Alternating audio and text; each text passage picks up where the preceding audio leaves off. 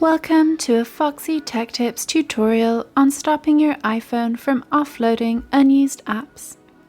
If you find this tutorial helpful, please consider subscribing to my channel and liking the video. Offloading unused apps is a feature that uninstalls apps automatically after a period of non-use. It keeps your saved data, but when you try to use the app again, it will have to re-download it before you can open it.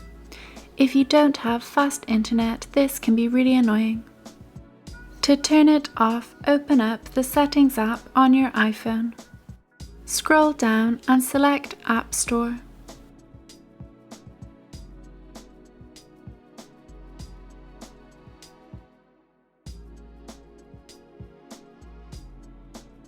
At the bottom of the App Store settings, there is an option to offload unused apps.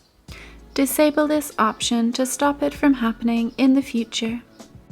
And that draws an end to this tutorial. Please like the video if you found it helpful and subscribe to Foxy Tech Tips for more iPhone tips and tricks.